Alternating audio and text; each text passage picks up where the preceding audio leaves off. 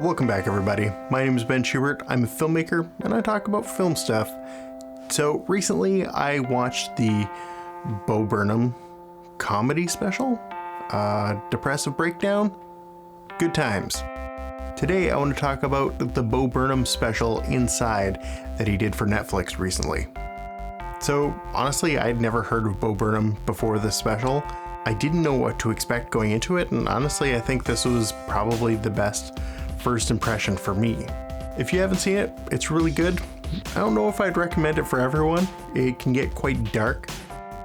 It's a self-critical yet self-indulgent solo musical where Burnham is trapped and self-destructing in a digital hellscape while trying to create the film you're watching. So in this video, I want to talk about the creative and technical choices he made in making Inside, because as raw as this film feels and as raw as this film is presented, it is very much staged, and every choice that was made is very much intentional. And I hope there's some surprises for you, or some. It's a good start. I hope there's some. Meant to knock the water over. Yeah. Art is a lie. Nothing is real. And what I hope all of my work was trying to sort of get at, which is to try to give a more subjective, emotional description of what the internet is.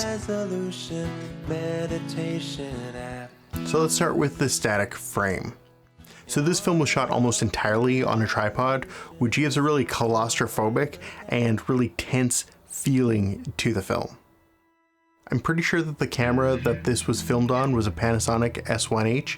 Now that camera is capable of shooting in 6K, which definitely would have given him the room to do all the cropping that he did.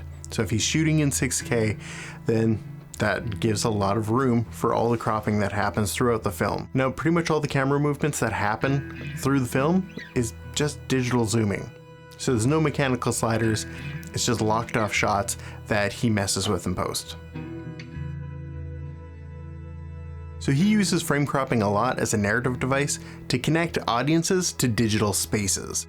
So he'll use different aspect ratios to give you the sense that, we're talking about Instagram, or that we're talking about showing a FaceTime call. So for example, in White Woman's Instagram, it starts at a 4:3 to match the Instagram aspect ratio, and then it widens out as she's talking about missing her mother who's passed away. And it gets wider to show her as a whole person with a bigger world that she's living in. And then as she starts to talk about more superficial things again, it starts closing up because she's framing herself back into that space. I'm problematic. He's a problem. There's still a lot of soft light being used throughout the film, but his use of, hard lights from spotlights and projectors and different, practical lights gives it more of a theatrical feel, which is really what I think separates this from being just another YouTube video. He uses a lot of gobos with the spotlight, which I really like. Now, if you're not familiar with gobos, they are essentially filters that you can use in spotlights that shape the light to give it a pattern. Essentially, creates shadows on the wall to make shapes, things like trees or blinds or clouds, that sort of thing. So this technique is often used on theatrical stages.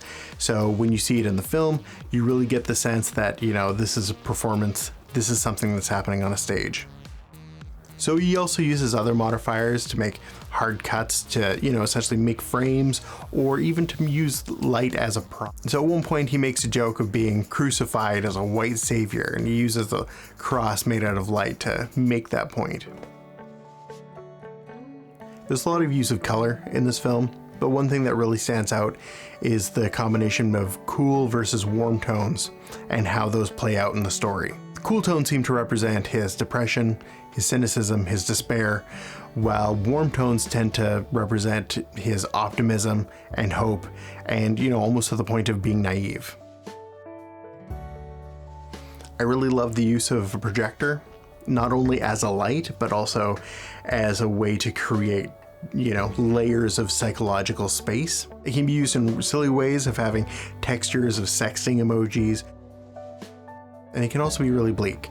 At one point he's giving this really condescending and patronizing anti-suicide speech, and he projects it over top of himself as though he's the canvas for it and he's the screen, when numerous times within the film he's talked about how he's had struggles with suicide, and that's something that he's trying to work through. Now, one thing that really makes this light show come alive is his use of, small practicals, lighting switches, and that sort of thing, where we're watching him do the light show as a part of his performance. One thing that really stands out is when he's singing about turning 30, he's using a light brick going around himself as though the sun's going around him. So instead of another year around the sun, it's another year with the sun around him, as though, everything revolves around him. And I think it's another joke about being self-indulgent. So that's a basic overview of the cinematography behind that film. I really liked the film. I don't recommend it to everyone. It's definitely more for mature audiences. And yeah, if you liked it, amazing. I just really liked that it was a film done by a solo filmmaker who did it all on his own, in his own space, and I really respect that. So let me know if you guys want me to do any more filmmaking and cinematography breakdowns. This was fun to do. I wouldn't mind doing more. And if you want to see more filmmaking content like this, hit the subscribe button, and otherwise, I'll talk to you later.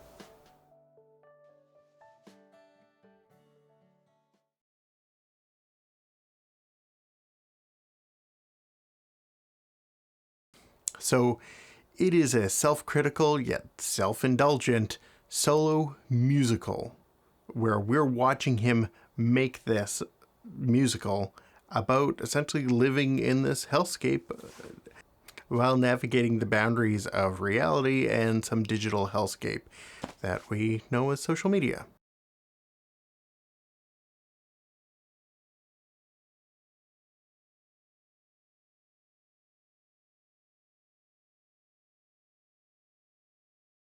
And if you want to see more videos like this, subscribe and follow along. Otherwise, see you later.